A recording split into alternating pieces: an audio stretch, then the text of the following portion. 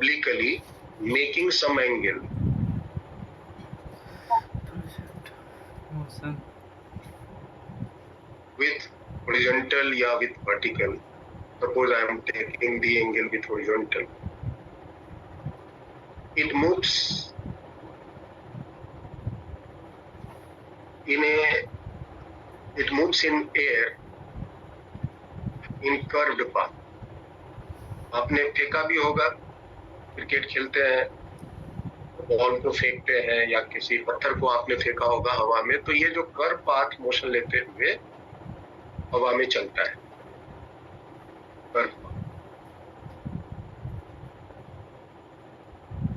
सो ये जो पार्टिकल का मोशन है, the particle which is projected,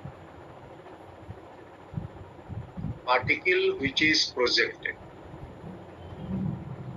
जिसको हमने फेंका है, इज कॉल्ड प्रोजेक्टाइल। उस पार्टिकल को ही प्रोजेक्टाइल कहते हैं।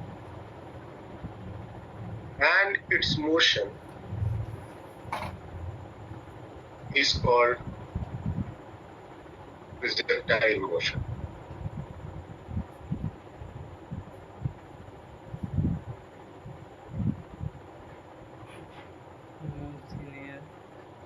नोट करेंगे, जैसा कि मैंने बताया था कि अगर हम किसी बॉडी को या पार्टिकल को हवा में फेंकते हैं तो 3 तरह के फोर्स लगते हैं, या पॉसिबल 3 तरह के फोर्स लगने की संभावना है। एक है ड्यू टू ग्रेविटी, दूसरा है ड्यू टू एयर, और एयर के द्वारा भी 2 फोर्स लगते हैं, एक लगते हैं बुयांसी फोर्स और एक लगते हैं air friction. In general case में बुयांसी फोर्स, चूंकि पार्टिकल है, शेप साइज इसका बहुत छोटा होता है, तो बुयांसी फोर्स बहुत छोटा होता है, तो इसको हम जनरली नेग्लेक्ट ही कर देते हैं। जब तक की प्रॉब्लम में इसका बोला न जाए कि आप इसे कंसीडर करो, तब तक हम बुयांसी फोर्स को नेग्लेक्ट ही करते रहे। और बुयांसी फोर्स एक प्रकार का कांस्टेंट ही फोर्स है, और एक ग्रेविटी फोर्स भी एक प्रकार का कांस्टेंट फोर्स है। लेकिन जो एक हवा के द्वारा फोर्स लगता है, air friction, that is a type of variable. Variable force air friction होने के बावजूद, क्योंकि ये फोर्स बहुत छोटा होता है in comparison to gravity force, और ये दोनों फोर्स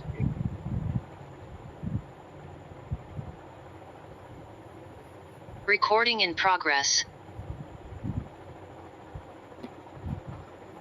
ग्रेविटी फोर्स के कंपैरिजन में जो आपके बुयांसी फोर्स हैं और जो एयर फ्रिक्शन है, ये दोनों के दोनों बहुत छोटे होते हैं, और इस तरह के मोशन में हम इसको नेग्लेक्ट कर देते हैं जब तक की प्रॉब्लम में आपसे न कहें कि आप इसे कंसीडर करो। So in general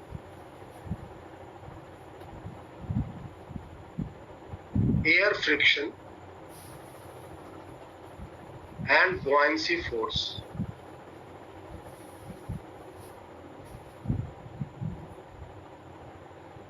due to air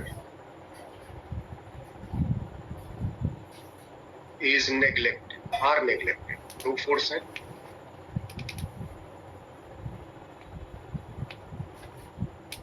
during motion, and only gravity force is considered. Gravity force is considered. इस तरह के मोशन में हम सिर्फ ग्रेविटी फोर्स कंसीडर करते हैं और बाकी 2 फोर्स को नेग्लेक्ट करते हैं। और जानते ही हैं कि since acceleration due to gravity,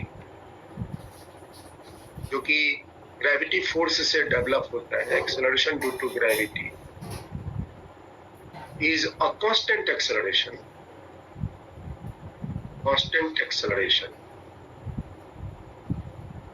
Hence, we can consider the projectile motion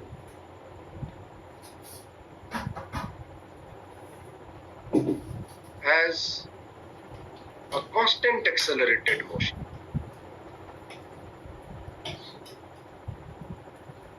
Constant accelerated motion.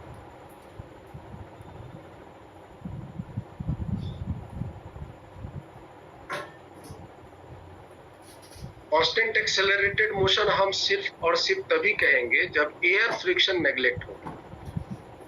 Vansi force के लगने के वजह से भी कांस्टेंट ही एक्सेलरेटेड रहेगा, क्योंकि वांसी फोर्स भी एक प्रकार का कांस्टेंट फोर्स ऐसा लगता है, और ग्रेविटी फोर्स तो कांस्टेंट है ही।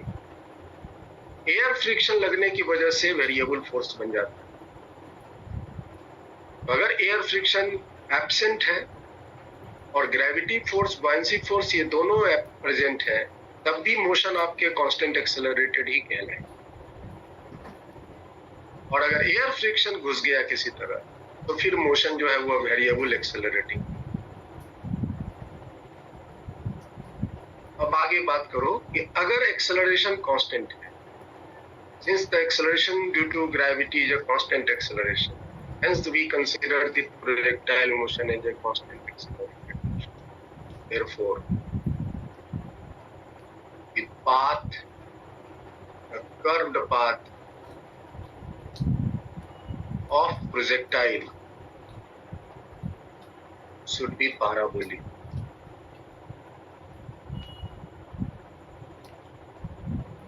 वो जो पाथ बनेगा, जैसा कि मैंने आपको पहले बताया हुआ कि अगर पाथ कर्व्ड बन रहा है और सिर्फ कांस्टेंट एक्सेलरेशन ही काम कर रहा है ड्यूरिंग मोशन, तो वैसे केस में जो कर्व पाथ बनते हैं वो पैराबोलिक। तो ये आपके हो गए प्रोजेक्टाइल मोशन। कुछ हम सिचुएशन को यहाँ शो कर रहे हैं। हम सिचुएशन और प्रोजेक्टाइल मोशन, ये कई प्रकार के आपको मिलेंगे। उनमें से कुछ सिचुएशन को देखिए और इन तरह के हर एक सिचुएशन को आप सेम कॉन्सेप्ट लगाकर सॉल्व कर सकते। जैसे ये मान लीजिए ग्राउंड का लेवल है और ग्राउंड से हम किसी भी ऑब्जेक्ट को ऑब्लिकली कुछ स्पीड से थीटा हॉरिजॉन्टल के साथ एंगल बनाकर अगर फेंक देते हैं, आपने देखा होगा जब फेंकने के बाद इस तरह का जो पाथ है वो ऐसा लेकर के ग्राउंड को आए,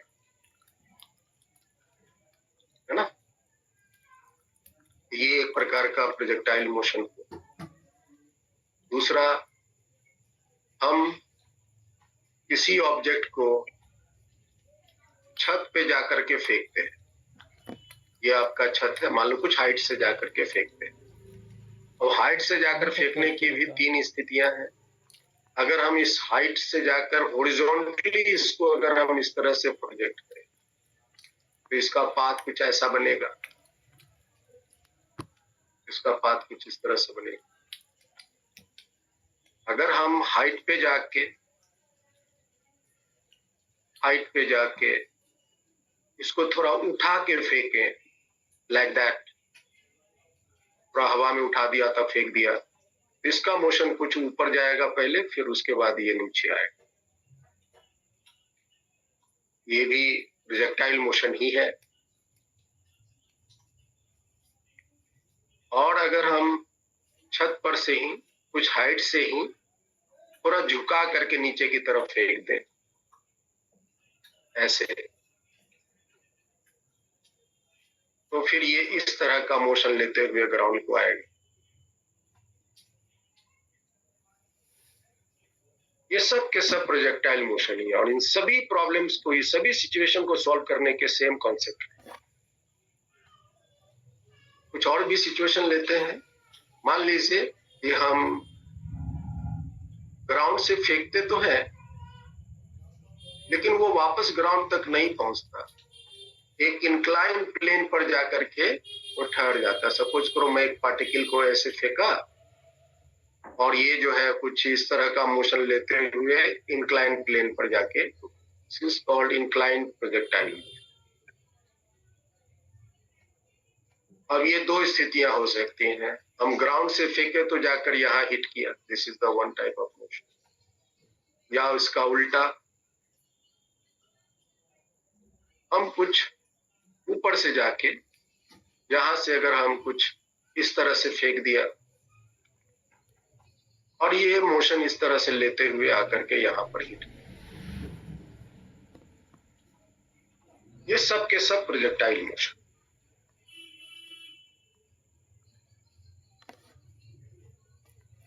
ये सब के सब प्रोजेक्टाइल मोशन है, और इन सभी मोशंस को हम कैसे सॉल्व करते हैं इसके प्रोसेस मैंने लास्ट क्लास में सिखा दिया था। और ये सारे मोशन देख रहे हो ना, मोशन इन ए प्लेन है, आइनस, ये सारे मोशन प्लेन में हो रहे हैं ना? हाँ सर, ये सारे motion in a plane, and during this motion every time the constant acceleration is acting, the acceleration due to gravity is only acting during the motion. अगर हम इसको शो करें तो जैसे मान लो इसको फेंक दिया तो पार्टिकल कभी यहाँ है या यहाँ है या यहाँ है, थ्रू आउट मोशन में एक ही एक्सेलरेशन ड्यू टू ग्रेविटी लग रहा है, एंड दैट इज वर्टिकली। यहाँ भी कभी पार्टिकल यहाँ है, यहाँ भी है, यहाँ भी है, जहां से भी फेंका ड्यूरिंग द मोशन, रास्ते भर में जहां कहीं भी है, एक्सेलरेशन ड्यू टू ग्रेविटी से लग रहा है। कहीं पर भी आप ले लीजिए, इस इंटायर मोशन में only acceleration due to gravity is acting.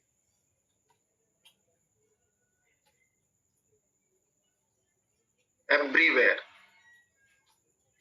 Air friction और बुयांसी को मैंने नेग्लेक्ट कर दिया, तो सिर्फ हम ग्रेविटी फोर्स को कंसीडर कर, यहां भी फेंक दिया, ये देख रास्ते भर में vertically downward acceleration due to gravity is acting. चाहे पार्टिकल ऊपर जा रहा हो या नीचे जा रहा हो, I don't care, acceleration due to gravity always act vertically down। तो ये एक प्रकार का कांस्टेंट एक्सेलरेटेड मोशन। और जितने भी तुम यहाँ कर्व्ड मोशन देख रहे हो, चाहे वो कोई भी तरह का नेचर तुमको दिख रहा है, ये सारे के सारे कर्व्ड पाथ जो है वो पैराबोलिक ही है। ये सारे कर्व पाथ पैराबोलिक। आइए हम आगे बढ़ते हैं थोड़ा सा।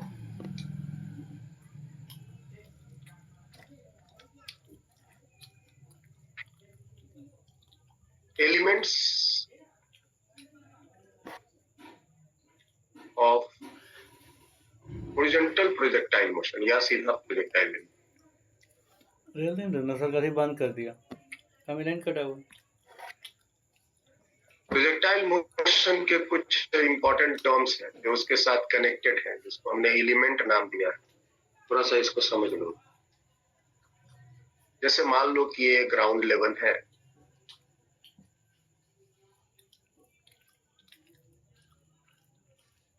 और यहां से हम अगर किसी बॉडी को फेंकते हैं तो जिसको भी हमने फेंका वो क्या है, वो प्रोजेक्टाइल है।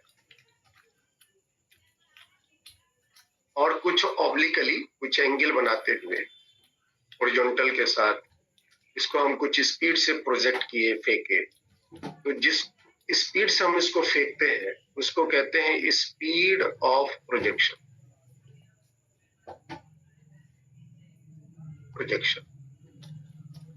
और हॉरिजॉन्टल के साथ याद रखिएगा, जिस एंगल को बनाकर फेंकते हैं उसको कहते हैं एंगल ऑफ प्रोजेक्शन।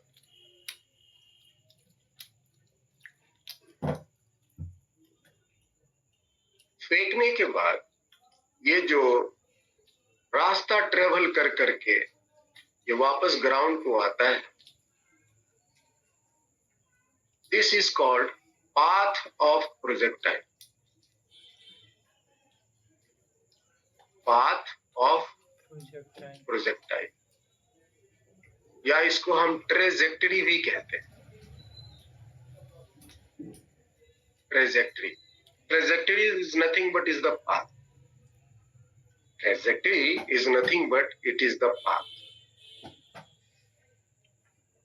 हमने इसको इस जगह से फेंका तो मान लेते हैं इसका टाइम है 0 जहां से हमने इसको फेंका। फेंकने के बाद ये जो हवा में चलता हुआ वापस जब ये वापस ग्राउंड पर आया, यहां तक पहुंचने में जो टाइम लगता है उस टाइम को कहते हैं time of flight. Time of flight. Time of flight is the time elapsed in air during motion। इसका मतलब इतना देर तक ये पार्टिकल हवा में एंजॉय कर। The time of flight is nothing but is the time elapsed in air। और जहां से हमने इसको फेंका है और जितनी दूर जाके वो ग्राउंड को हिट किया, इस हॉरिजॉन्टल डिस्टेंस को हम कहते हैं horizontal range. This is called horizontal range. आप देख रहे होंगे कि फेंकने के बाद ये कुछ ऊंचा गया और फिर उसके बाद वापस वो नीचे आना शुरू। इसको हम कहते हैं मैक्सिमम हाइट। जितनी मैक्सिमम ये उठ पाया during motion, it is called maximum height. और यहां से फेंके हुए पोजीशन से मैक्सिमम हाइट तक जाने के टाइम को हम कहते हैं time of ascent. Time of accent.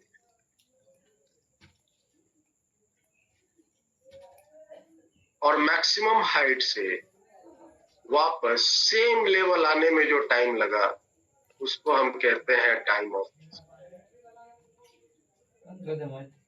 This is called time of decent.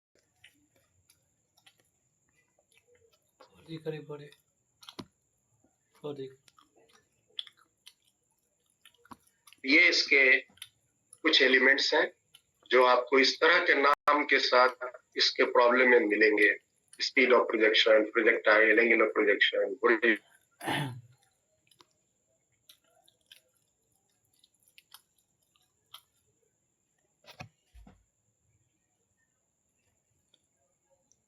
2 minute खत्म। नहीं, आगे लिखते हैं projectile motion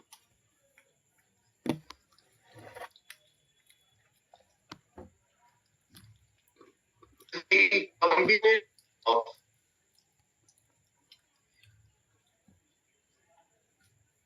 horizontal and vertical motion।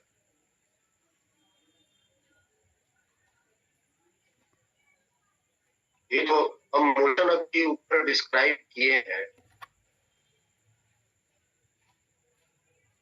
आप इसको 2 मोशन में कन्वर्ट कर सकते हैं। जैसे कि हम एक छोटा सा सिचुएशन लेते हैं, नहीं हवा लगता है।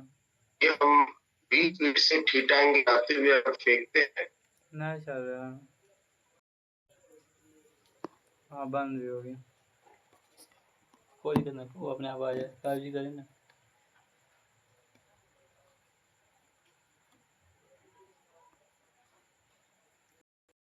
Recording in progress.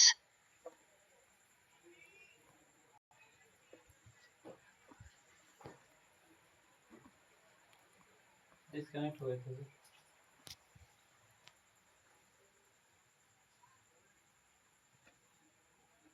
ये भी जा रहा। आप अगर इस मोशन को थोड़ा फील करो, 2 अलग अलग डायरेक्शन में, एक हॉरिजॉन्टल डायरेक्शन में और एक वर्टिकल डायरेक्शन। ये हॉरिजॉन्टल डायरेक्शन में और एक वर्टिकल डायरेक्शन। और सिर्फ एक बार इमेजिन करो हॉरिजॉन्टली क्या मोशन इसका हो रहा है। तो हॉरिजॉन्टली ये पार्टिकल लगातार आगे ही जा रहा है। और वर्टिकली अगर आप इमेजिन करो तो ये पार्टिकल वर्टिकली पहले कुछ ऊंचा गया और फिर उसके बाद ऊपर से नीचे आया। ये जो दो प्रकार के मोशन इसमें कंबाइंड है, इसको आप अलग अलग सेपरेट कर सकते। एक मोशन आप वर्टिकली ले सकते हो, ऊपर फेंकने वाला, ऊपर जाने वाला, ये ऊपर गया फिर वहां से ये रिटर्न आया, ये हुआ वर्टिकल मोशन। और दूसरा मोशन हॉरिजॉन्टल ले सकते, ये लगातार आगे की तरफ मोशन, लगातार आगे की तरफ।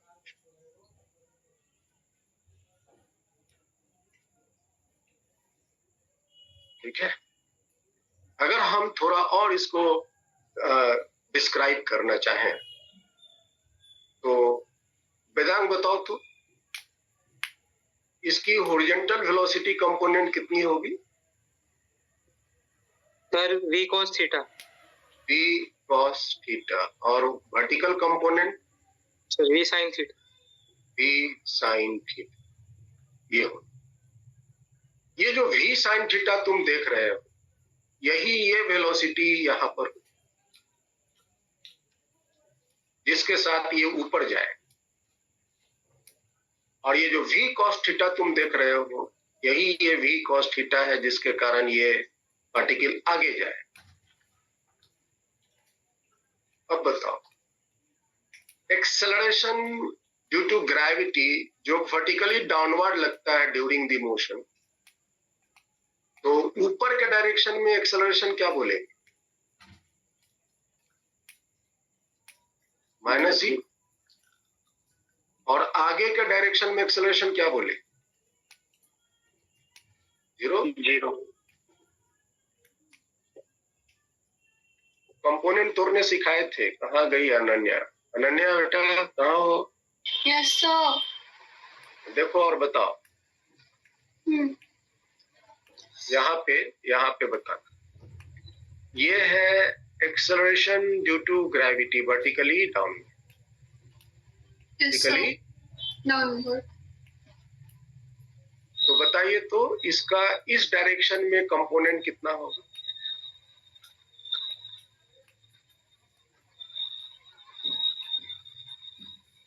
v cos theta. v cos theta, very good. और थीटा कितना बेटा? 90 डिग्री। हाँ, परपेंडिकुलर है। परपेंडिकुलर है तो क्या हो गया? g cos 90। हाँ, तो cos 90 क्या होता है? 0। इधर में कंपोनेंट हो गया 0। अब बताना, इस डायरेक्शन में ऊपर कितना एंगल घूमा? 180। 180। तो कंपोनेंट कितना हो गया? g cos 180। और cos 180 का वैल्यू क्या होता है? -1। हाँ, तो -g हो गया। आप इस तरह से भी बोल सकते हो, नहीं तो आपको मैंने सिखाया था कि अगर कोई वेक्टर के डायरेक्शन को उल्टेंगे तो साइन बदल जाता है। अगर नीचे का डायरेक्शन में +g है तो ऊपर के डायरेक्शन में नेगेटिव हो जाएगा। एक्चुअली में मेरे पास ये वाली एक्सेलरेशन सब जगह प्रेजेंट है, +g वर्टिकली डाउन, लेकिन हमें तो मोशन एक ऊपर लेना है, एक आगे लेना। Yes sir. ऊपर के डायरेक्शन में जो हमने इसको लिया, यहाँ एक्सेलरेशन होगा -g, और इस केस में हॉरिजॉन्टल वाले कंपोनेंट में आगे के डायरेक्शन में एक्सेलरेशन होगा 0। ये दो मोशन आप इस प्रोजेक्टाइल को अलग अलग करके डिफाइन कर सकते। This is vertical motion and this is horizontal motion.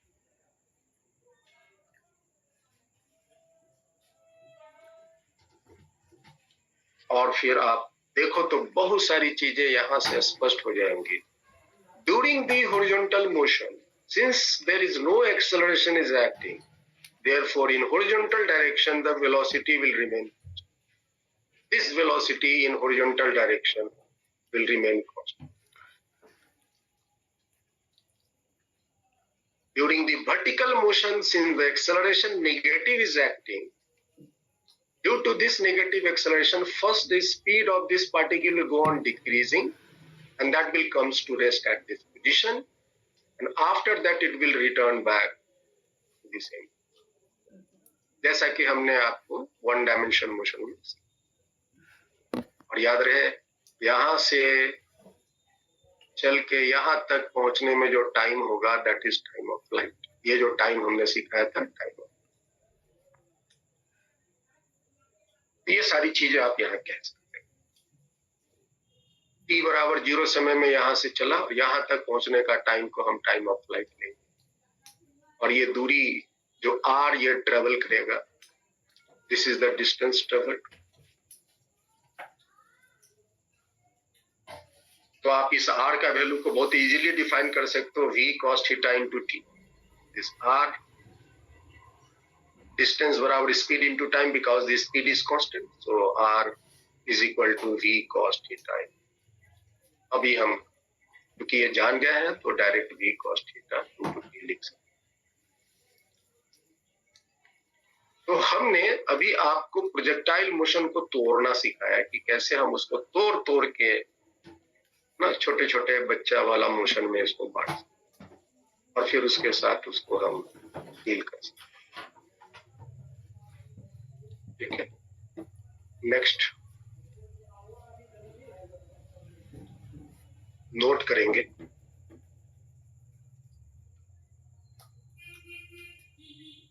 Since it is projectile motion is constant accelerated, ना, ये जो मोशन है वो कांस्टेंट एक्सेलरेटेड है. तो हम कांस्टेंट एक्सेलरेटेड मोशन के सारे प्रॉपर्टीज को यूज कर सकते हैं. कांस्टेंट एक्सेलरेटेड मोशन के सारे प्रॉपर्टी हम यहाँ यूज कर सकते हैं जो मैंने आपको पहले ही से सिखाया हुआ है. और वो सारे प्रॉपर्टी में से पहला जो इंपॉर्टेंट था, motion will be mass independent. Motion will be mass independent. Motion mass पे डिपेंड नहीं करेगा. दूसरी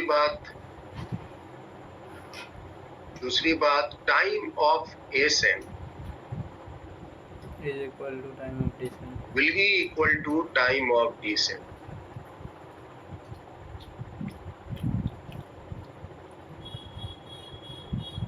तीसरी बात आप यूज करेंगे at same level speed will be same.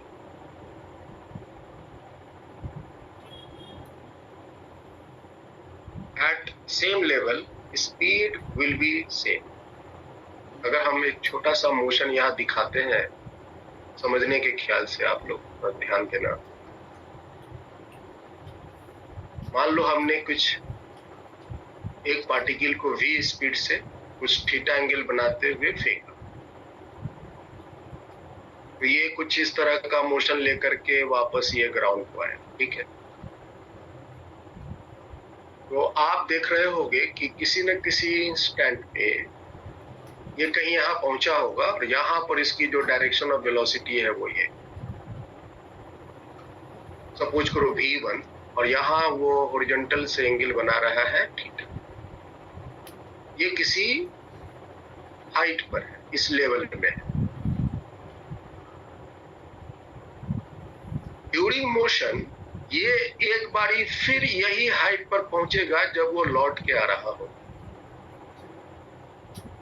एक बारी ये फिर वही हाइट पर पहुंचेगा जब वो लौट रहा होता हो. और इस पोजीशन में भी उसकी एग्जैक्टली वही स्पीड रहेगा जो स्पीड यहाँ था. यहाँ पर क्या स्पीड था इनिश? v1. यहाँ पर भी उसकी स्पीड v1 रहेगा. हमने एंगल बदल देना था क्योंकि हमने यहाँ थीटा एंगल यहाँ लिया हुआ है.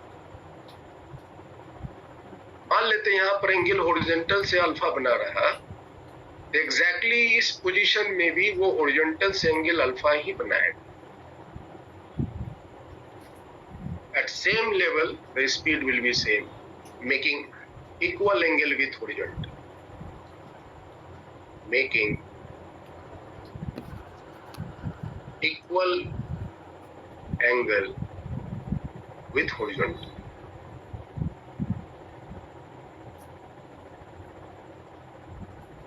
और इस नियम से आप कह सकते हैं कि जितनी स्पीड से हम इसको यहां से फेंकेंगे, जब वो सेम लेवल में पहुंचेगा वहां पर भी उसकी एग्जैक्टली वही स्पीड, और जितना हॉरिजॉन्टल से एंगल बनाकर हम फेंकेंगे एग्जैक्टली वो हॉरिजॉन्टल से उतना ही एंगल बनाते हुए ग्राउंड को हिट करेगा.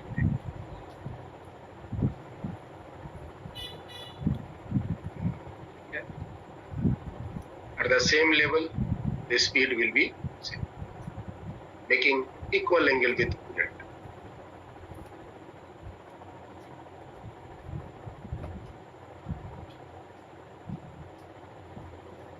अब देखो यहाँ पर कुछ और बातें हैं जो आपको ध्यान देनी चाहिए. टाइम ऑफ एसेंट और डिसेंट इक्वल होते हैं during the motion because this acceleration is constant accelerating motion. तो यहाँ पर अगर मान लो कि हमने इसको O पॉइंट से फेंका और वो A पॉइंट पर पहुंचा, फिर ये चलते हुए B पॉइंट से यहाँ पर था, A और B सेम लेवल में है, और ये पहुंचा मान लो P पॉइंट. यहाँ P पॉइंट, A और B सेम लेवल में है और O और P भी सेम लेवल, A और B सेम लेवल में है.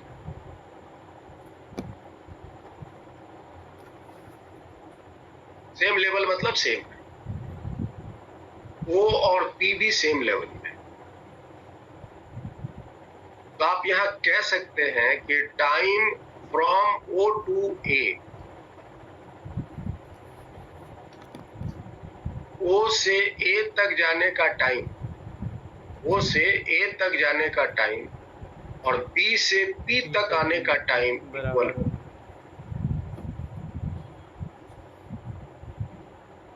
O से A का टाइम और B से P का टाइम दोनों इक्वल.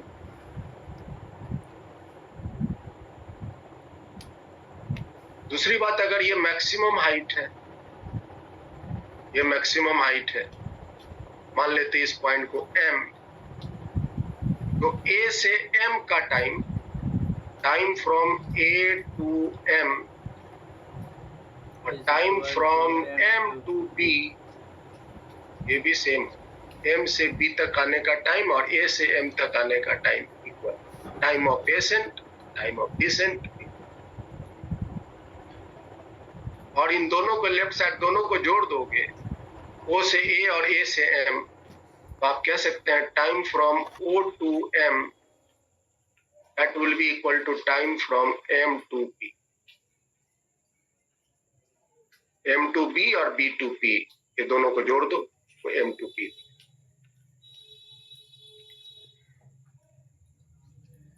ठीक है. आपको मैंने जब पैराबोला पढ़ाया था ग्राफ में, तो आपको याद हो रहा होगा कि पैराबोला एक प्रकार का सिमेट्रिकल कर्व होता है. सिमेट्रिकल कर्व का आप यहाँ नेचर यूज कर सकते. जैसे यहां से यहां तक की दूरी अगर x1 है, ये वाली दूरी अगर x1 है, ये भी दूरी x1 ही होगा अगर सेम लेवल में. ये अगर यहां से यहां तक L1 है, ये वाली L1 है, ये भी दूरी L1 ही होगा, ये वाली भी दूरी L1 इस distance.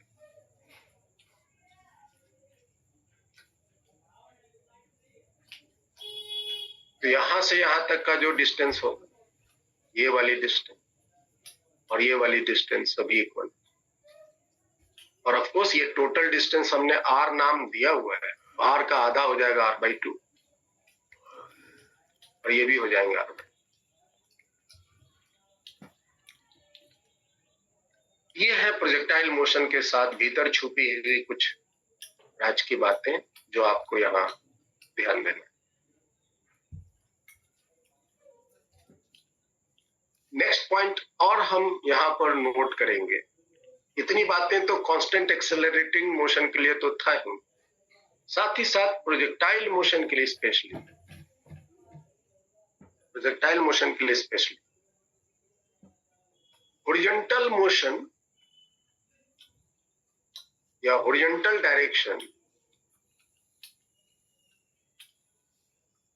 since acceleration is zero, horizontal direction में एक्सेलरेशन चूंकि जीरो होते हैं, hence will be a uniform motion.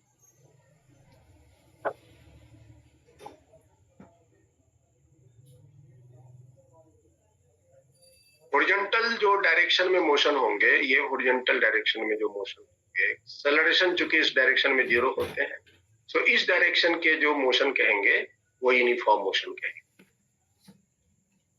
Horizontal direction में मोशन यूनिफॉर्म, एक्सेलरेटिंग मोशन सिर्फ वर्टिकल डायरेक्शन में होगा। इन वर्टिकल डायरेक्शन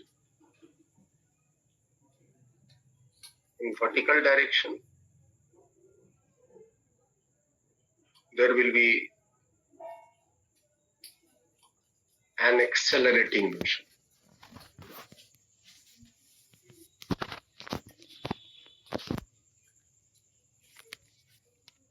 तो मतलब हॉरिजॉन्टल डायरेक्शन के लिए आप सीधे डिस्टेंस बराबर स्पीड इनटू टाइम, स्पीड बराबर डिस्टेंस बटा टाइम, ये सारे फॉर्मूला यूज कर सकते हो हॉरिजॉन्टल मोशन के लिए।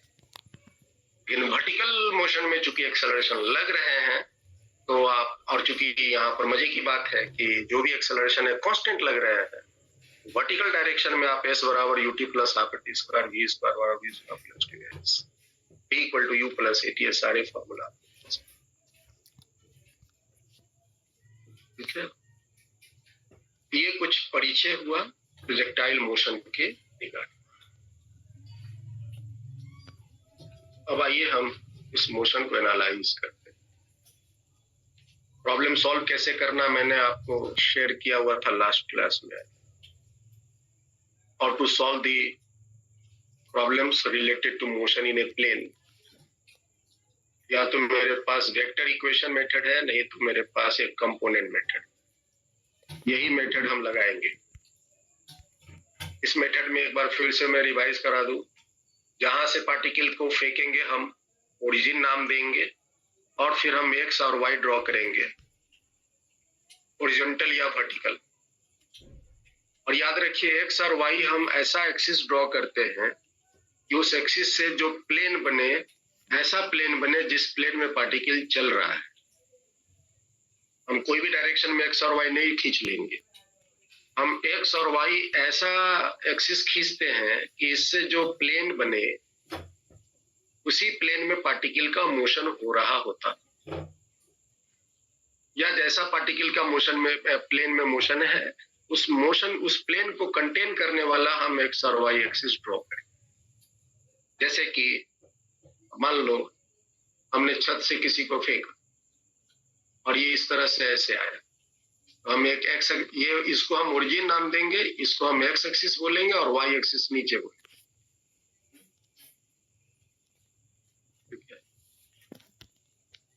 जैसे मान लो ये हमने, ये इंक्लाइन प्लेन है, यहां से पार्टिकल को फेंका और इस तरह से जाकर के यहाँ गिरा, तो हम यहाँ फेंके हैं तो इसको ओरिजिन नाम देंगे और एक्स एक्सिस हम एक ऐसा ले लेंगे और वाई एक्सिस हम एक ऐसा ले लेंगे। वैसे आप अपने सुविधा अनुसार जैसा चाहे ले सकते हो। हम आपको ये इसलिए बता रहे हैं कि आपके दिमाग से ये निकले, ये डायरेक्शन एक्स का और ये डायरेक्शन वाई का खरीदा हुआ नहीं है। आप एक्स और वाई एक्सिस आप अपने सुविधा अनुसार कोई भी डायरेक्शन में ले सकते हैं और फिर इसके अनुसार आप मोशन सजा सकते। ठीक है, तो ये चीजें ध्यान रखनी है। वैसे मैं आपको हर एक सिचुएशन में आपको बताऊंगा कि कैसे करना है।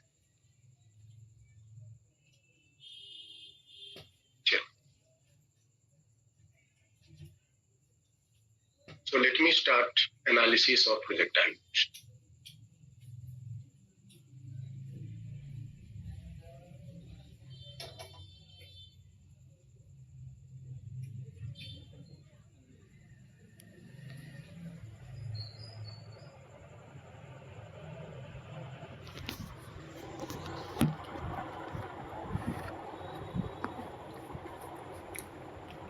मान लेते हैं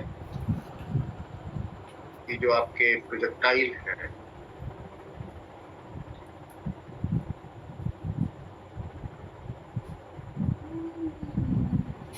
कितना बुखार है? मान लो कि एक पार्टिकल को यहां से फेंका, बुखार ना, ये पार्टिकल को मैंने यहां से हॉरिजॉन्टली हम उसको ले लेते हैं ग्राउंड,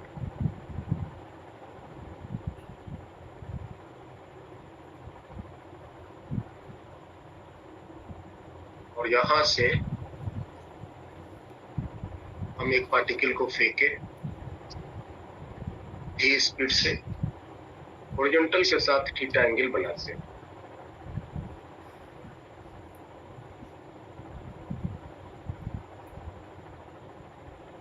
हॉरिजॉन्टल से थीटा एंगल बनाते हैं। जैसा कि आपको पता है कि ये इस तरह का मोशन लेकर के वापस ग्राउंड हुआ है।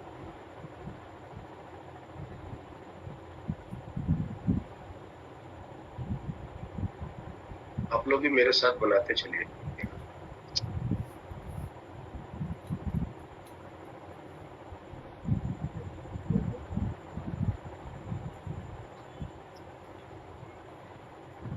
और अब हम इस मोशन के साथ कुछ कुछ चीज खुद से पूछेंगे और उसको फिर कैलकुलेट करना भी।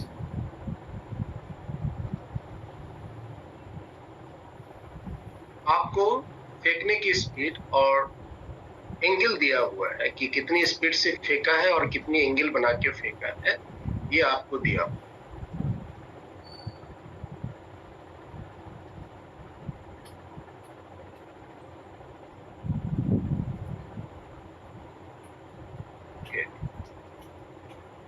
हम t इक्वल टू 0 समय में यहां से फेंकेंगे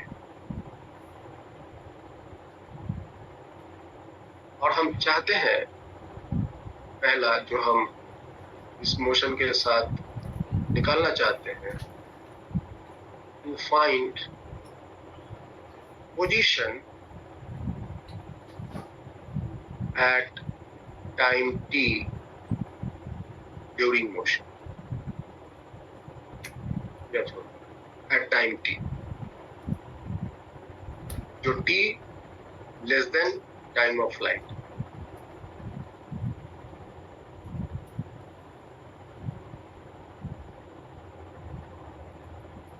जैसे सपोज करो कि हमने इसको इस स्पीड से और ऐसा एंगल बना के फेंका, ऐसा, are you there? Yes sir.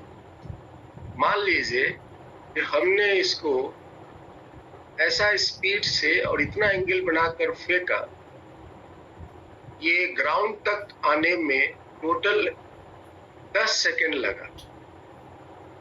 मतलब यहां से यहां तक आने में इसको 10 सेकेंड लगा। तो आप बताइए तो मैक्सिमम हाइट जाने में इसको कितना टाइम लगा? 5 second.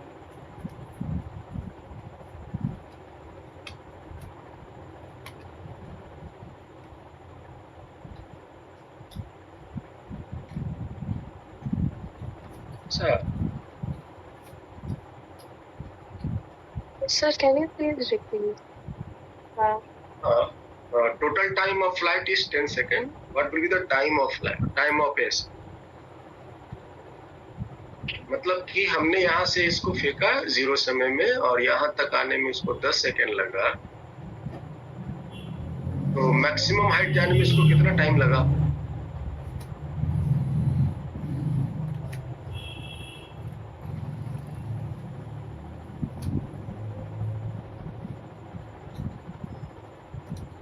Sir, 5 seconds. 5 second. 5 second बिल्कुल सही। Time of ascent time of descent equal होते हैं, तो ये दो टाइम में बराबर बढ़ जाएंगे। तो आप बताइए हमें, ये 7 सेकंड में कहाँ होगा ये?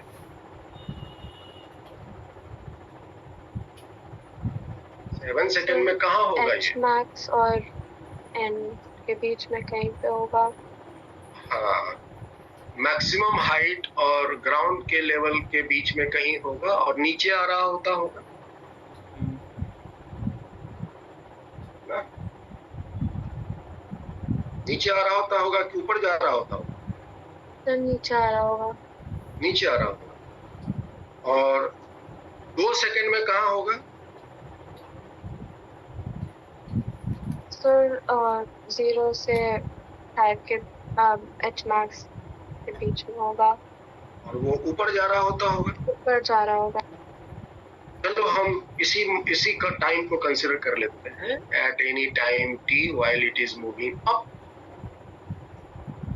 किसी टाइम t समय में ये कहीं यहाँ पर है और ऊपर जा रहा है, ये कहाँ पर है ये निकालना है। At any time t what would be the position of this particle? We want to find the position at any time t. 2 second में कहाँ होगा, 3 सेकंड में कहाँ होगा, 4 सेकंड में कहाँ होगा, 7 सेकंड में कहाँ होगा, 8 सेकंड में कहाँ होगा, ये सारे आंसर आपको ये भी निकलने वाले। अगर आपको ये पता है कि 0 समय से फेंका, 10 सेकंड में ग्राउंड को है, इसका मतलब 0 से 10 सेकंड तक तो ये हवा में एंजॉय किया है, अलग अलग समय में अलग अलग जगह रहा है और अलग अलग समय में उसकी हॉरिजॉन्टल और वर्टिकल डिस्टेंस भी अलग अलग रहा है। तो आपको 1 सेकंड, 2 सेकंड, 3 सेकंड, 4 सेकंड, 5, 6, 7, 8, 9 कभी भी आपसे अगर पूछा जाए पार्टिकल कहाँ है बताइए, वो भी हम निकालना सीखें। So I want to find the position at any time t. तो हमने सिखाया था कि कुछ भी करना हो तो आपको पहले क्या करनी है, देखे हुए पोजीशन को हम ओरिजिन नाम देके एक एक्स एक्सिस,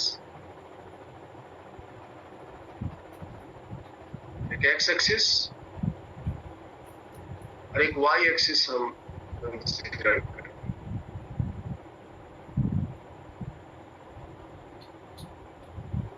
वाई एक्सिस हम consider, this is axis.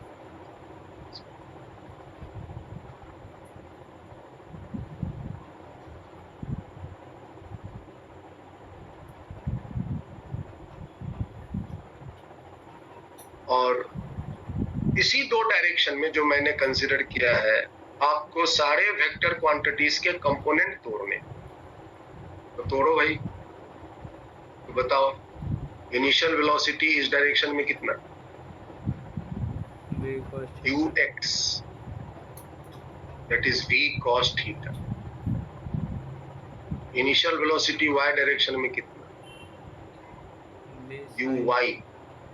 u means initial velocity, y means y direction, that is v sin theta।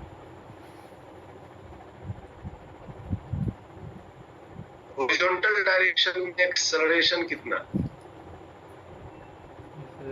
0। ऊपर का डायरेक्शन में एक्सेलरेशन कितना? -g।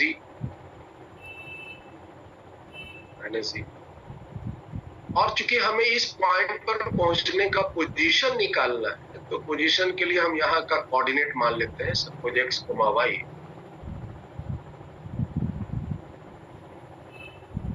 तो x डायरेक्शन में डिस्प्लेसमेंट कितना हो जाना है? x डायरेक्शन में इसका डिस्प्लेसमेंट हो जाएगा x और y डायरेक्शन में इसका डिस्प्लेसमेंट होगा। x is the horizontal displacement and y is the vertical displacement। तो आपको पोजीशन निकालना मतलब क्या निकालना? आपको x, y निकालना। This is the position. तो x और y निकल जाए तो काम हो जाएगा।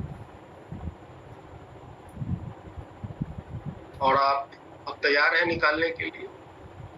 आप s is equal to ut plus ½ at² लगा दो, देखो, मैंने लास्ट क्लास में सारे कॉन्सेप्ट को नोट करवा दिया था कि कैसे आपको मोशन सॉल्व करना है। सबसे पहले हम स्टार्टिंग पॉइंट को ओरिजिन मान के एक्स वाई ड्रॉ कर लेंगे और फिर सारे वेक्टर जो भी हैं नोन अननोन उन सबको हम कंपोनेंट में तोड़ देंगे along the chosen x and y direction। इसलिए x और y डायरेक्शंस को हम इंटेलिजेंटली चुनते हैं, तो किसी डायरेक्शन में हमें कंपोनेंट तोड़ना है। और जब कंपोनेंट तोड़ तार देंगे ना, फिर उसके बाद आपको अलग अलग डायरेक्शन के लिए, x डायरेक्शन के लिए और y डायरेक्शन दोनों के लिए अलग अलग के लिए कैनेमेटिकल इक्वेशन यूज करें और उसके अकॉर्डिंगली आपको कैलकुलेशन करना है और फिर आपको सॉल्व करके अपना आंसर निकालना। बस यही है कॉन्सेप्ट, सिंपल सा है, बहुत ज्यादा भारी नहीं। तो अभी हम चूंकि फोकस किए हैं ये x निकालना, and now I want to find this value of x। ये हमको x निकालना, ये वाला x पोजीशन। ये हमने दिमाग में एक टारगेट बना लिया कि अभी हमको x निकालना। हम क्या करेंगे, तो हम s is equal to u t plus half a t square लिखेंगे फॉर x डायरेक्शन।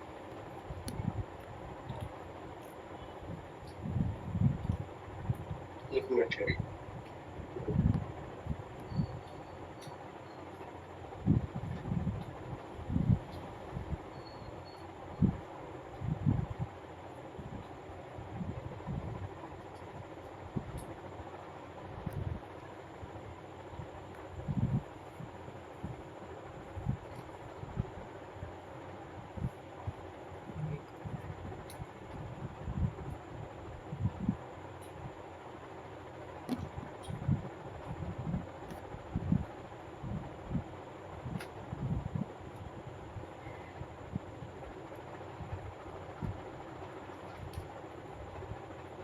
तो हम अब x डायरेक्शन के लिए इक्वेशन सॉल्व कर रहे हैं। तो बताइए डिस्प्लेसमेंट x डायरेक्शन में कितना है। देखो भाई, यही है डिस्प्लेसमेंट x डायरेक्शन, ये है डिस्प्लेसमेंट x डायरेक्शन x, ये y है डिस्प्लेसमेंट y डायरेक्शन। तब आपको साफ साफ दिखना चाहिए, तभी आप उसको प्लेस कर पाओगे और फिर सॉल्व कर। तो डिस्प्लेसमेंट x डायरेक्शन में x, बताइए इनिशियल वेलोसिटी x डायरेक्शन में कितनी है, v cos थीटा। और यहां से यहां तक पहुंचने का टाइम तो ही रहे। और एक्सेलरेशन x डायरेक्शन में 0, एक्सेलरेशन x डायरेक्शन में 0 है, तो यहाँ 0 प्लेस करेंगे तो ये टोटल 0। तो आपके x निकल गए भाई, v cos थीटा इंटू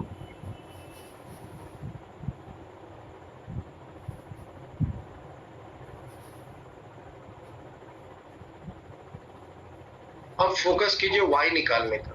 तो फिर हम वही फॉर्मूला रिपीट करेंगे, s is equal to u t plus half a T.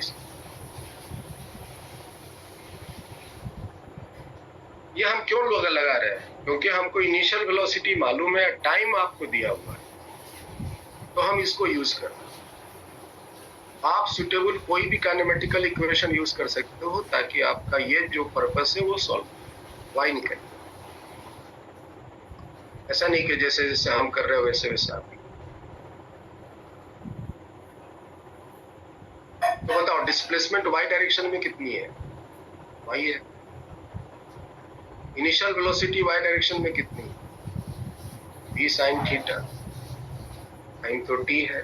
Acceleration y direction में माइनस z, ये माइनस हाफ ct। इसको प्लेस करते हैं, करिए ये हुआ plus half acceleration minus z। और यहां से y का वैल्यू आपको निकला v cos theta t minus half ct। इसी टाइम t समय में वो कितना ऊंचा है, कितना आगे है, आपको अब ये पता। So y is equal to v sin theta. I'm sorry, must be sin v sin.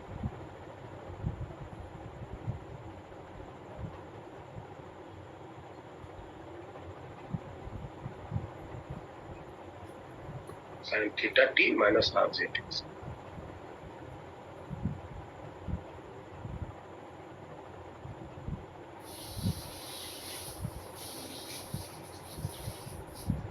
ठीक है। अब हम चाहते हैं कि इस टाइम t समय में उसकी वेलोसिटी क्या है। Now to find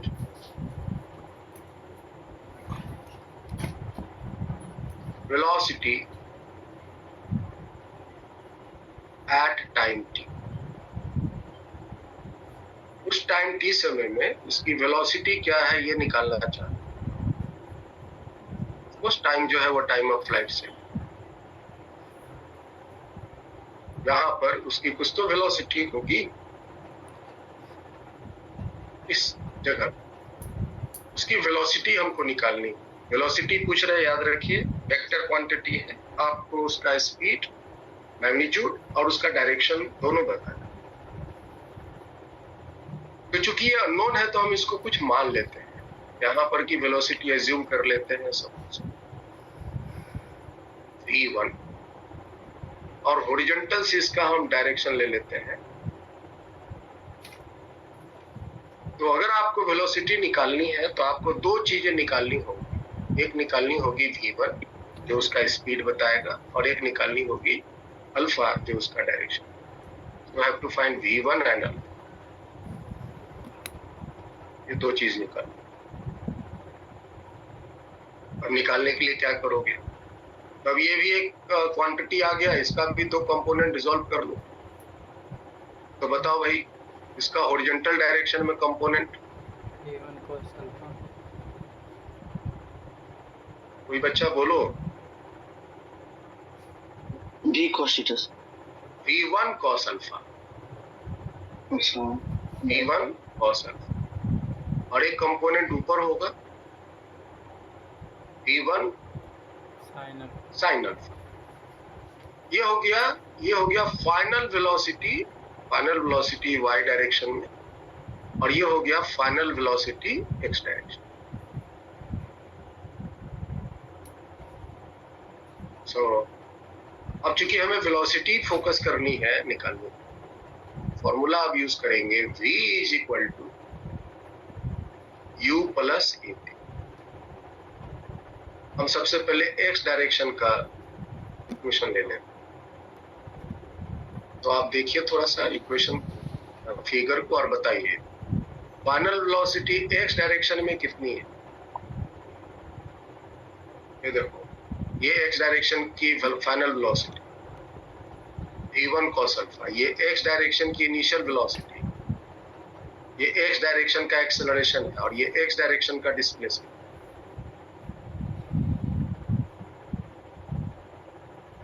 ये y डायरेक्शन की फाइनल वेलोसिटी, ये y डायरेक्शन की इनिशियल वेलोसिटी, ये y डायरेक्शन का एक्सेलरेशन, y डायरेक्शन का डिस्प्लेसमेंट, सब टूट के सामने पड़ा हुआ है। आपको बस इक्वेशन लिखनी है और उसके सामने उसके वैल्यू प्लेस कर। तो बताओ भाई, x डायरेक्शन की वेलोसिटी क्या है, v1 cos alpha. Initial velocity क्या है, v cos थीटा, और एक्सेलरेशन तो जीरो है, एक्सेलरेशन तो जीरो है।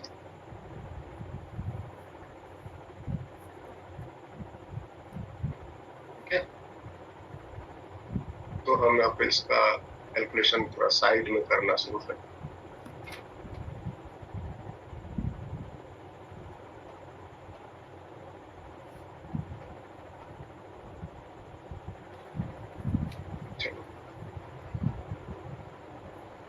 तो ये हो गया v1 cos alpha equal to v cos theta. So right down here v1 cos alpha is equal to v cos theta. ये हुआ इक्वेशन 1। जब कभी आपको जो चीज निकालनी उसके इक्वेशंस में दो अननोन मिल जाए और वो सिंप्लीफाई नहीं हो रहा हो तो उसको कुछ इक्वेशन एज्यूम करके आगे बढ़ जाए, ये नहीं कि वहीं पर माथा पकड़ के पटकने लगे। अगर कोई चीज निकालने के लिए आप आगे बढ़ रहे हो और उसके इक्वेशन में 2-3 अननोन घुस गए हो, ठीक है, तो उसको कुछ एज्यूम कर लेना इक्वेशन 1, 2 और आगे बढ़, फिर अगला प्रोसेस। फिर हम करते हैं v equal to u plus a t y direction, value place करो।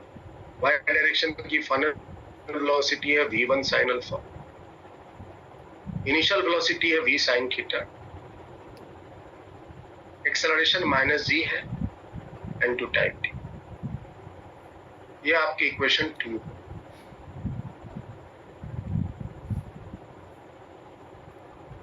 अब आपके सामने दो इक्वेशन मिल गए और आपके पास दो अननोन है, एक है v1 और एक है, आप इसको कैलकुलेट करो। तो क्या करोगे, इक्वेशन 1 स्क्वायरिंग कर लो, इक्वेशन 2 स्क्वायरिंग कर लो, दोनों को जोड़ो।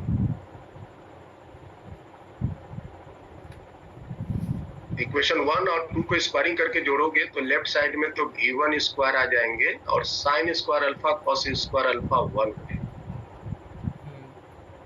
राइट साइड में v cos थीटा का होल स्क्वायर एक बनेगा और एक बनेगा v sin theta minus gt का होल स्क्वायर।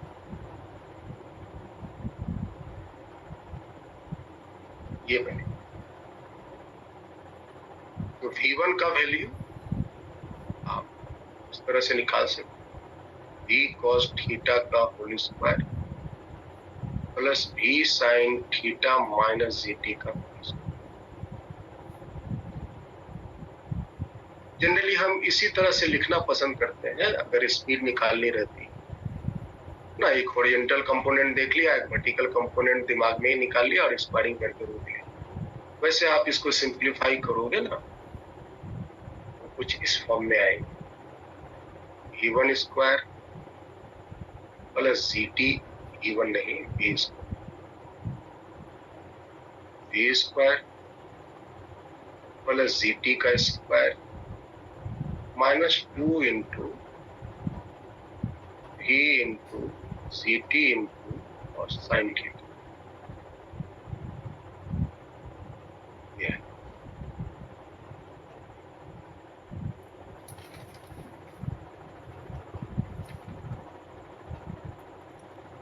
और दोनों को डिवाइड कर दोगे ना तो एंगल अल्फा आ जाए। इक्वेशन 2 में 1 से डिवीजन,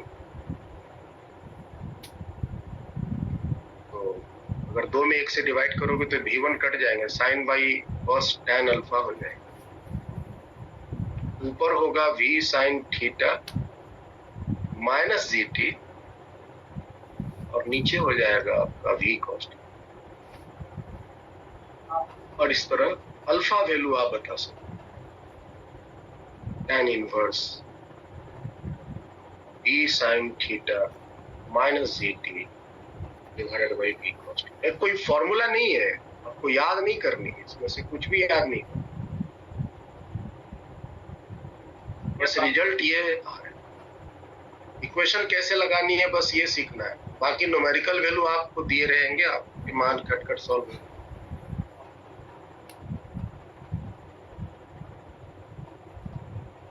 तो नाउ वी हैव,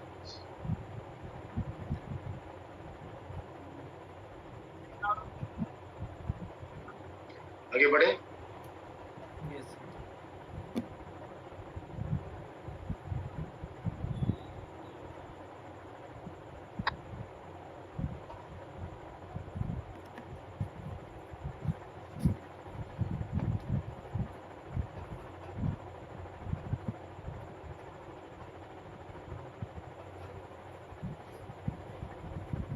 नोट किया आयुष?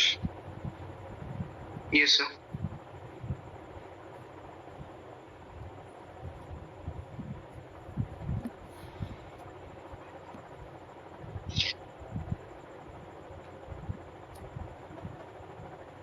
अब हम चाहते हैं tan टाइम ऑफ फ्लाइट निकालना भी क्या है, ये दूसरा नंबर।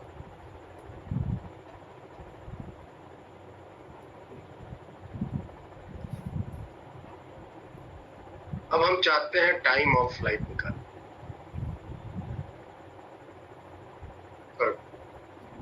सेम सिचुएशन है, सेम फिगर है, टाइम ऑफ फ्लाइट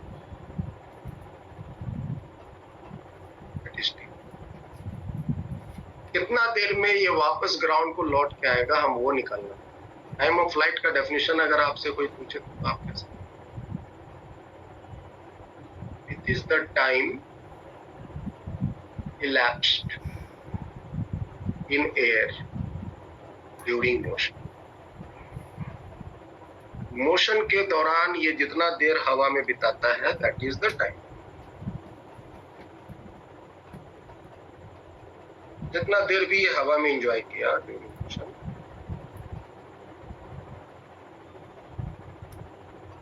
चाहे मोशन उसका जैसा।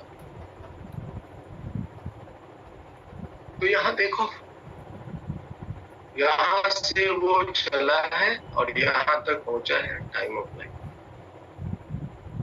अब इसको निकालने के मेरे पास कई तरीके हैं। तो निकालना अगर है तो इसको निकालने के लिए मेरे पास कई तरीके।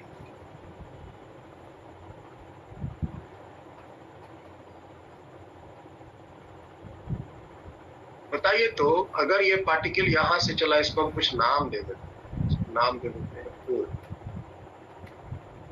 और इसको नाम दे देते हैं P। सेम लेवल में है O to P। तो O से P तक जाने में, from O to P, vertical displacement कितना हो? 0। अगर हम आपसे पूछे वर्टिकल डिस्प्लेसमेंट, O से P तक का वर्टिकल डिस्प्लेसमेंट कितना हो? देखिए और सोच के बोलिए। जी, वो होगा सर। आइनस साहब बताओ। तो 0 ही होगा। 0 ही होगा ना। वर्टिकल डिस्प्लेसमेंट मतलब कितना हवा में उठा। हवा में तो उठा ही नहीं, P तक आते आते तो फिर वापस ये ग्राउंड पर ही आ गया। तो O से P में, O से P के बीच के जो मोशन है उसमें vertical displacement 0, that is y 0। और हॉरिजॉन्टल डिस्प्लेसमेंट कितना है? R। हॉरिजॉन्टल डिस्प्लेसमेंट देखो कितना, हॉरिजॉन्टल डिस्प्लेसमेंट यही है ना, R। हॉरिजॉन्टल डिस्प्लेसमेंट ये आपका, that is the horizontal range, वो है आप।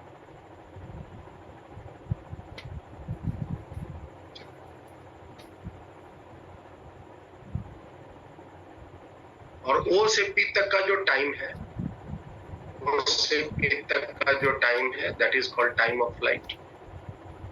O से P तक का जो टाइम है, that is time of flight.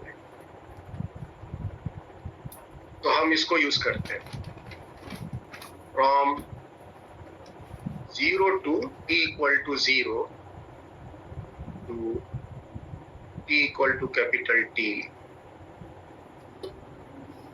y will be equal to 0. Y will be equal to 0. Y मतलब वर्टिकल डिस्प्लेसमेंट 0। Y मतलब वर्टिकल डिस्प्लेसमेंट 0। वर्टिकल डिस्प्लेसमेंट देखो निकाला हुआ है इक्वेशन 2 में। मेरे पास y का वैल्यू क्या है?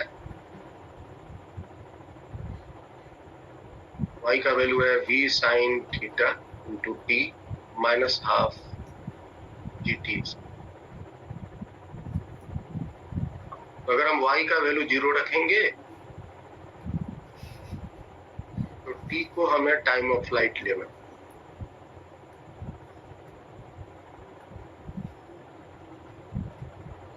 जो टाइम है यहाँ पर, यहाँ से यहाँ तक का टाइम तो आपका y है, ये टाइम और बढ़ा दो तो y बढ़ता जाएगा, फिर उसके बाद y घटता जाएगा, और p तक आने में t बराबर t समय में y का वैल्यू, और इसको सिंप्लीफाई कर लो तो आपको t के वैल्यू निकल जाएंगे, that is 2v sin theta divided by c। और इसे तुम याद रखना तो बहुत सारे काम को आसान करेगा। इसको याद रखने से आपके कई काम आसान। 2v sin theta time of, आपको मालूम है टाइम ऑफ एसेंट और टाइम ऑफ डिसेंट, ये टाइम ऑफ फ्लाइट का आधा होगा, जो कि आप लिख सकते हो v sin theta divided by. ये अलग से नहीं याद रखनी है आपको, बस ये टाइम ऑफ फ्लाइट याद रखनी है, बाकी जैसा जिसकी जरूरत पड़े आप उसको।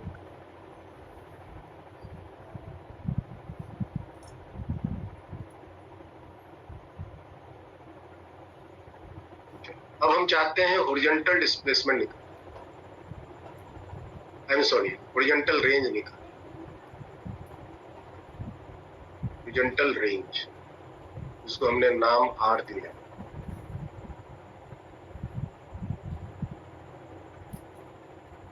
अगर आपसे पूछा जाए what is this, it is the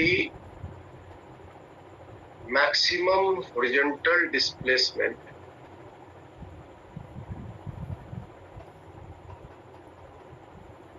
covered during motion।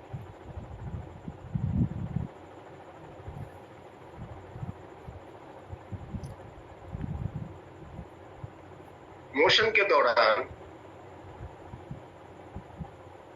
Horizontal direction में जो मैक्सिमम डिस्टेंस वो कवर किया है, दिस इज यहाँ से फेंका, हॉरिजॉन्टल डायरेक्शन में बढ़ता गया बढ़ता गया बढ़ता गया, यहाँ तक पहुंचा, पहुंचने में जितनी भी वो दूरी हॉरिजॉन्टल डायरेक्शन में कवर किया, that is, this is the maximum horizontal displacement during motion, that is called horizontal range. और आप हॉरिजॉन्टल रेंज का वैल्यू बता सकते हो, आप कह सकते हो from t equal to 0 to time of flight, x will be equal to, ये जो x है, ये जो आपका t बराबर t समय में तो यही x था, ये वाली छोटी सी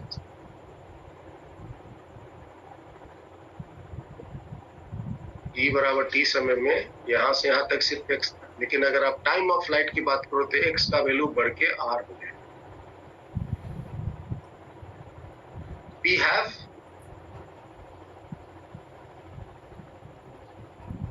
x का, देखो हम लोगों ने क्या वैल्यू निकाला इसके पहले, x is v cos theta into v cos theta into t। अगर हम x की जगह r रख दें तो t का वैल्यू टाइम ऑफ फ्लाइट, और देखो तो ये एक्सप्रेशन हम एक बार पहले भी लिखे हुए, जब मैंने मोशन को दो पार्ट में बांटा था, r is equal to v cos theta into, आप जैसे मर्जी निकालो, बस कॉन्सेप्ट सही बैठना है। So you can write here as r equal to v cos theta, और t का वैल्यू क्या होगा ऊपर निकाले, 2v sin theta divided by, इसको थोड़ा आप सिंप्लीफाई करके लिख सकते हो, तो v square into 2 sin theta into cos theta divided by 0।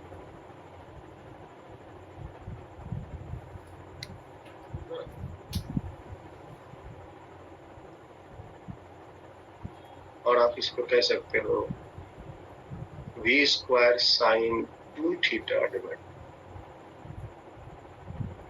तो ज्यादा फेमस यही फॉर्मूला है, v स्क्वायर साइन 2 थीटा जी।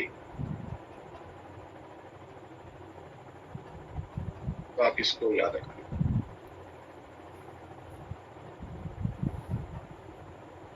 आप इसको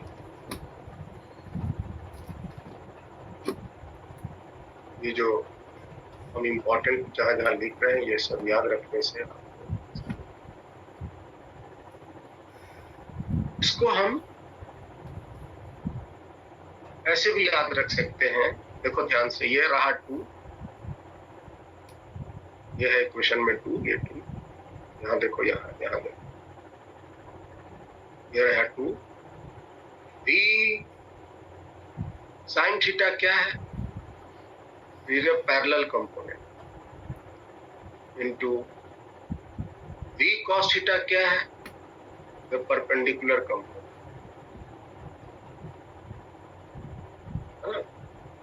V sin theta is the parallel component into V cos theta is the perpendicular component divided by Z.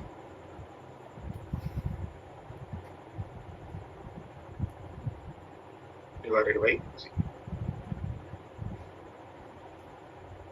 Parallel component को आप x और vertical component को आप y भी बोल सकते हो। तो Vx into Vy divided by Z, कहीं कहीं पर दिक्कत है ऐसा मिलेगा 2 into Vx into Vy divided by Z. This is R. It is also correct.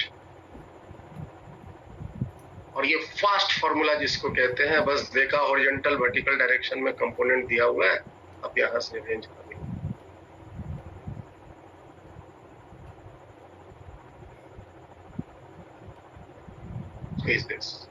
ये सब इनिशियल वेलोसिटी है। v मतलब मेरा यहाँ u नहीं है, v है इनिशियल वेलोसिटी।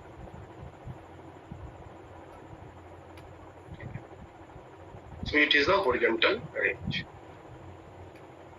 अब आइए हम निकालते हैं मैक्सिमम हाइट।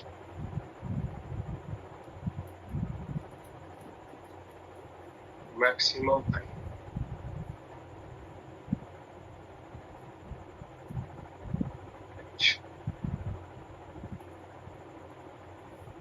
ये है मैक्सिमम हाइट।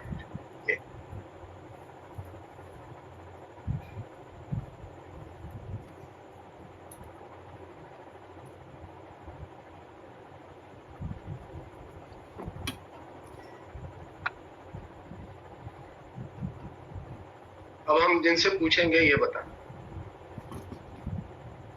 सबसे पहले बताओ आइनश,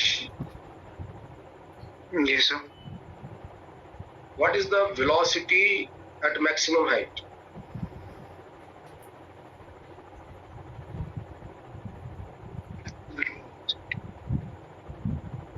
मैक्सिमम हाइट पे है ना वेलोसिटी हम पूछे हैं, ठीक है।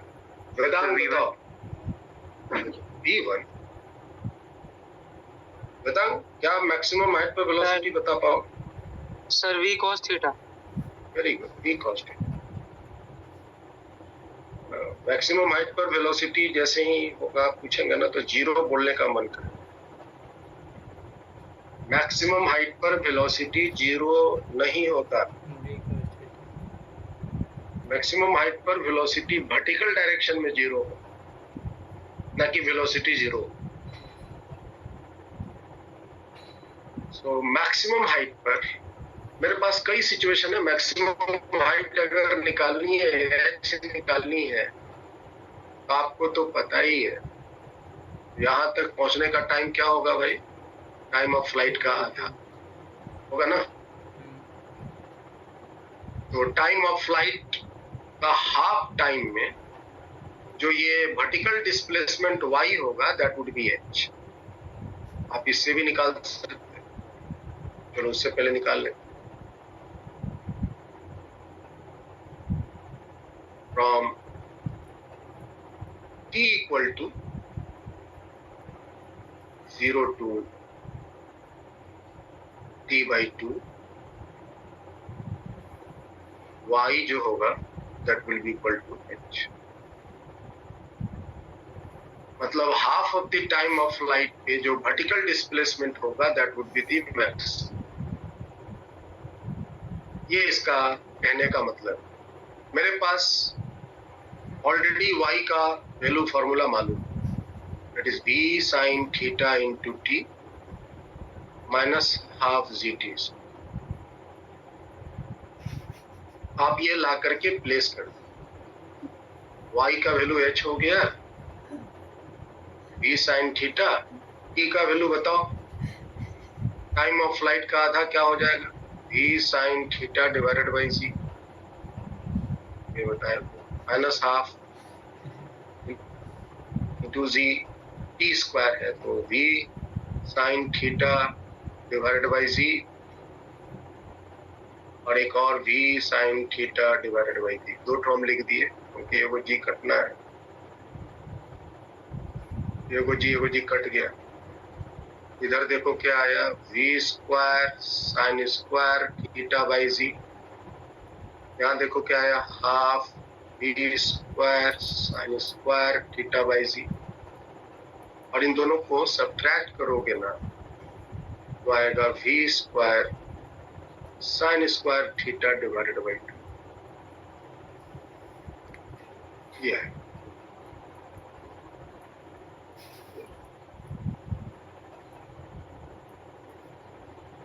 जिसको तुम perpendicular velocity square divided by 2g बोलते हो। ये वही मैक्सिमम हाइट है जो आपने वन डायमेंशन में पढ़ा था, v square by 2g is the maximum.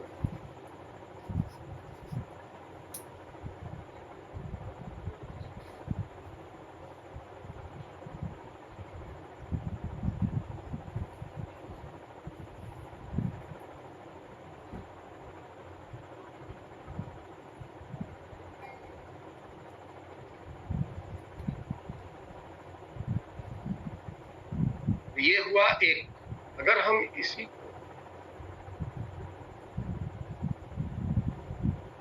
एक दूसरे मेथड से निकालने का कोशिश करें, जैसे कि आपको पता है कि हमने पार्टिकल को v स्पीड से थीटा एंगल बनाते हुए फेंका और ये इस तरह का मोशन लेते हुए ग्राउंड को आया।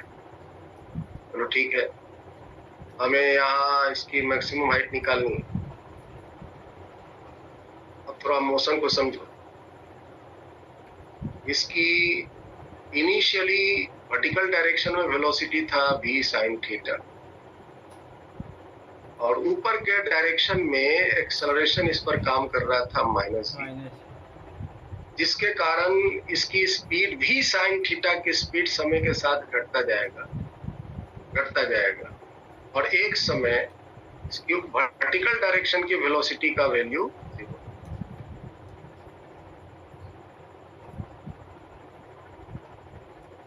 नेगेटिव एक्सेलरेशन की वजह से। और यहां तक वेलोसिटी जीरो होने में ये जितना ऊंचा उठा, दैट इज द मैक्सिमम। तो आप ये फॉर्मूला लगा सकते हो, v square is equal to u square plus 2s, कोई दिक्कत नहीं। y डायरेक्शन में आप अपना मोशन सजा लेना। ये y डायरेक्शन की डिस्प्लेसमेंट होगी, तो फाइनल वेलोसिटी इसका 0 हुआ, इनिशियल वेलोसिटी हुआ v sin theta square, acceleration तो माइनस g है और s डिस्प्लेसमेंट हो गया h। यहाँ से h का वैल्यू आ जाएगा v square sine square theta divided by.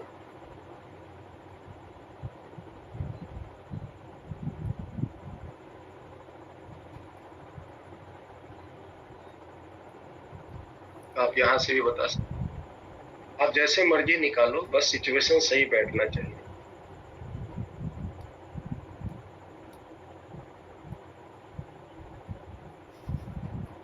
So now you know the maximum height, और एक हम आगे निकालेंगे, मतलब पॉइंट क्या है, इक्वेशन ऑफ ट्रेजेक्टरी।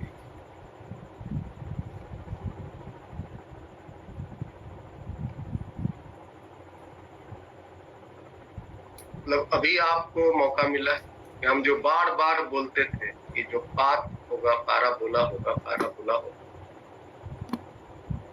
वो अभी आपके सामने प्रूव होने को है। ट्रेजेक्टरी मतलब पाथ, जो ट्रेजेक्टरी है जिसका मतलब होता है पाथ। ये जो पार्टिकल का कर्व पाथ बना है, ये कर्व पाथ का मोशन क्या होगा, मतलब इसका इक्वेशन क्या होगा? अगर इक्वेशन आया पाराबोला तो हम बोलेंगे इसका पाथ पाराबोलिक है, अगर इलिप्टिकल आया तो बोलेंगे इलिप्टिकल पाथ है, हाइपरबोलिक आया तो हाइपरबोलिक। तो अब हम आपको यहाँ पर इस मोशन के माध्यम से सिखाना चाहेंगे कि हम कोई भी तरह के मोशन का पाथ निकालते कैसे, वो समझ। अगर एक्सेलरेशन कांस्टेंट है तो पाथ पाराबोलिक होगा, आप एकदम से श्योर हो। लेकिन अगर एक्सेलरेशन कांस्टेंट नहीं है, कोई वेरिएबल मैग्नीट्यूड का है या वेरिएबल डायरेक्शन का है या वेरिएबल मैग्नीट्यूड डायरेक्शन दोनों है, तो फिर पाथ पाराबोलिक नहीं होगा, कोई दूसरा बोलिक होगा, जो इलिप्टिकल हो सकता है, हाइपरबोलिक हो सकता है, कोई भी तरह का हो सकता है। लेकिन कोई भी तरह का है तो हम निकालेंगे कैसे? तो आपको भी पाथ निकालना सीखना है। ध्यान से सुनो। सबसे पहले तुम ये बताओ कि मेरे पास बहुत सारी इक्वेशन है, बहुत सारे ग्राफ,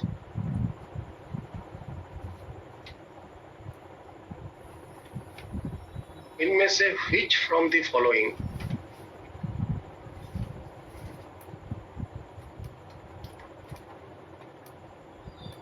represent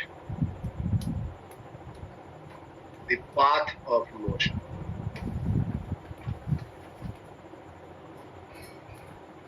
मोशन का पाथ इनमें से कौन बताएगा? पहला S versus T graph, S मतलब डिस्प्लेसमेंट वर्सेस टाइम। दूसरा वेलोसिटी वर्सेस टाइम ग्राफ। तीसरा एक्सेलरेशन वर्सेस टाइम ग्राफ। चौथा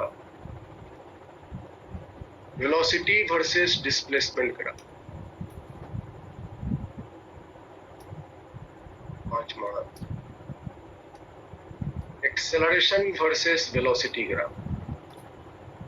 छठा एक्सेलरेशन वर्सेस डिस्प्लेसमेंट ग्राफ।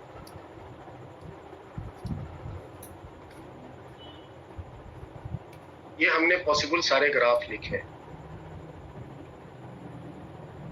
तो बताइए इन ग्राफ में से वो कौन सा ग्राफ है जो आपको पाथ ऑफ मोशन रिप्रेजेंट करे?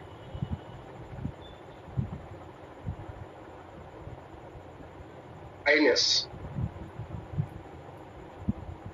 Yes, sir. So displacement time d s versus t graph. वेदांत। क्या सर रिपीट करना सर एक बार? क्वेश्चन सामने में है, which of the following graph will show the path?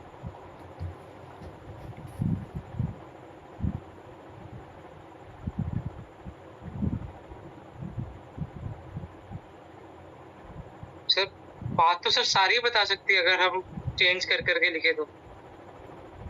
अभी सामने है, इनमें से कौन पाथ बताएगा? Acceleration versus sir ST graph बताएगा, सर वीटी ग्राफ बताएगा और सर वीएस ग्राफ भी बताएगा और sir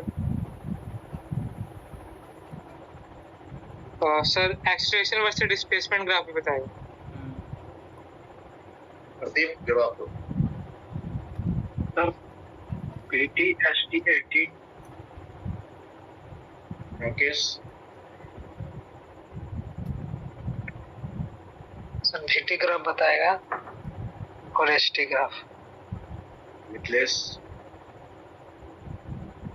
VT graph. Vivek.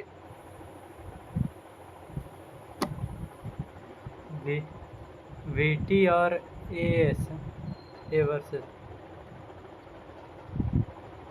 शैशा। Sir, I'm not really sure, but ST graph होगा। अनन्या।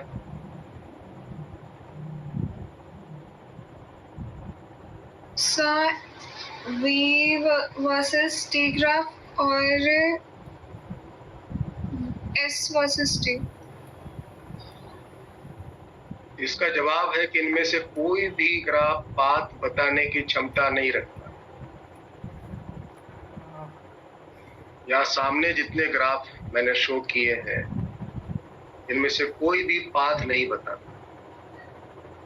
पाथ मतलब कि पार्टिकल कैसा मोशन में हो रहा है, स्ट्रेट लाइन है कि पैराबोला है कि हाइपरबोला है कि वो सर्कुलर है कि वो इलिप्टिकल है, इनमें से कोई भी पाथ नहीं बताता।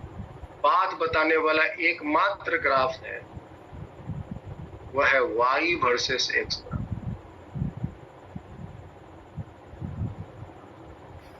सिर्फ एक यही है जो पाथ बताता, इनमें से कोई भी पाथ नहीं बताता। ये बताता है समय के साथ पोजीशन या डिस्प्लेसमेंट किस तरह बदल रहा है। पार्टिकल कोई भी रास्ते में जा सकता है। ये बताता है समय के साथ गति किस तरह से चेंज हो रहा है। पार्टिकल कोई भी पाथ में जा सकता है। ये बताता है समय के साथ एक्सेलरेशन किस कदर चेंज हो रहा है। पार्टिकल कोई भी पाथ में जा सकता है। ये बताता है जगह के साथ वेलोसिटी किस कदर बदल रहा है। 2 मीटर में गति क्या है, 3 मीटर में गति क्या है, 4 मीटर में गति क्या है। पाथ कोई भी हो सकता है। ये सब में से कोई भी पाथ नहीं बताता। पाथ सिर्फ एक प्रोफाइल ग्राफ, इसको बोलते हैं प्रोफाइल ग्राफ। इंजीनियरिंग में इसका नाम है profile. y versus x graph represents the path. The only graph this shows the path. So अगर आपको पाथ बतानी है तो पाथ बताने के लिए आप क्या करोगे, चाहे कोई भी मोशन मिल जाए आज के बाद से, तो आप पता लगाओ the relation between y and x at any time t.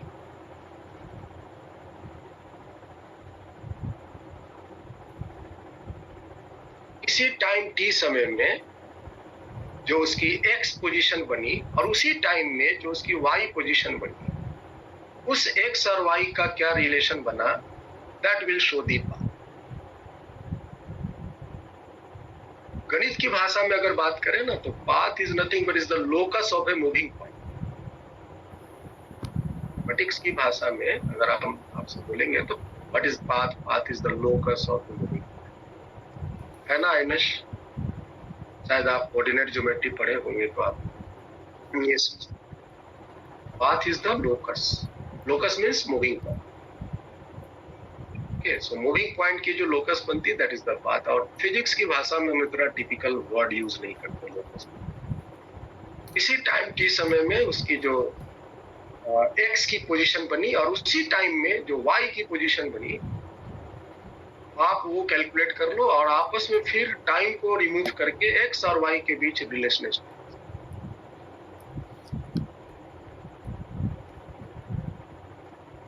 तो मेरे पास ऑलरेडी है, मेरे पास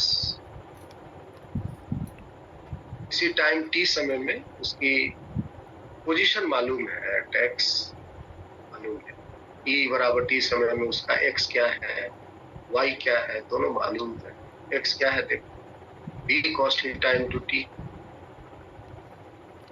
b cos theta into T, that is x. तो यहां से t निकाल लो, तो x by b cos t, और y बराबर क्या है, y b sin theta t minus half g t square उसी टाइम t में, ये तो सारा सा न्याय है। b sin theta t minus half g t square. तो यहाँ पे t का वैल्यू प्लेस करो, x by v cos theta minus half g x square by v cos theta whole square. यहाँ से v ये v कैंसिल हो जाएगा और y का जो रिलेशन है वो आएगा sin theta by cos theta is tan theta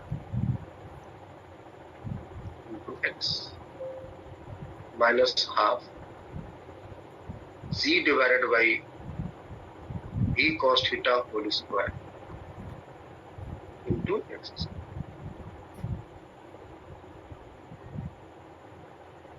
ये आपके सामने एक इक्वेशन है।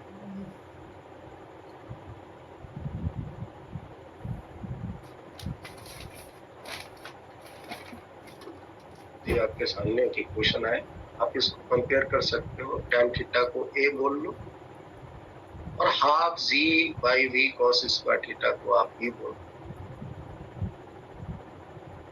तो देखो तो ये क्या चीज का इक्वेशन मिल रहा है,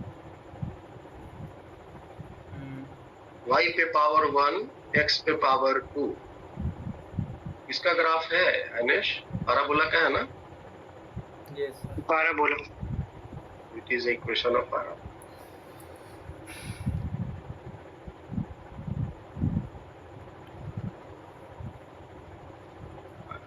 क्योंकि एक्सेलरेशन कांस्टेंट आया तो मेरे दो इक्वेशन इस तरह के बने, और जब हम इसको सिंपलीफाई किए तो मुझे ग्राफ इक्वेशन मिला पैराबोला का।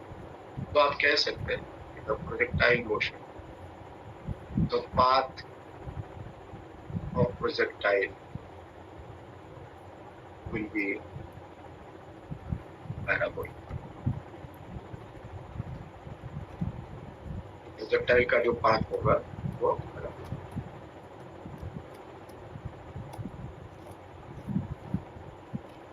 इसको हम एक और फॉर्म में लिख सकते हैं, हम यहाँ नोट कर रहे हैं। देखो बताओ, tan थीटा x को कॉमन ले लो, tan थीटा x को कॉमन ले लो, बताओ क्या हो जाएगा? यहाँ 1 हो जाएगा ना, माइनस, और क्या होगा बताओ? Half g divided by b square cos square theta, और डिनोमिनेटर में tan थीटा आएगा। tan थीटा मतलब sin theta by cos theta into x, और ये एक्स स्क्वायर, एक्स एक्स एक कैंसिल हो गए, cos थीटा कैंसिल।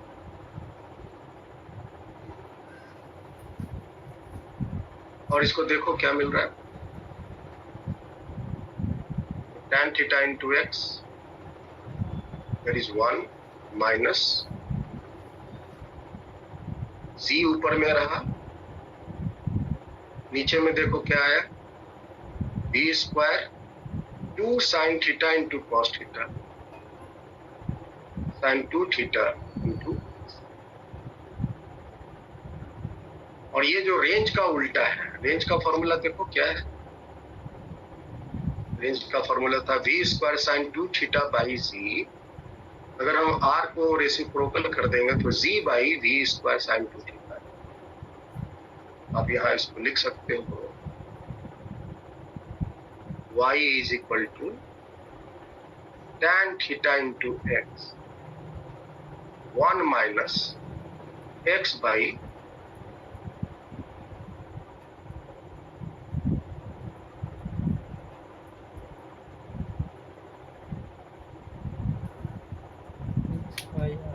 समटाइम्स ये भी हमें इक्वेशन हेल्पफुल होगा।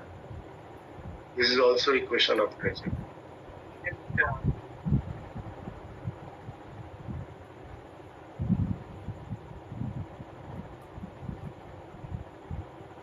R is the horizontal range. x को आप अंदर डाल दोगे ना तो यहाँ x हो जाएंगे, यहाँ x स्क्वायर।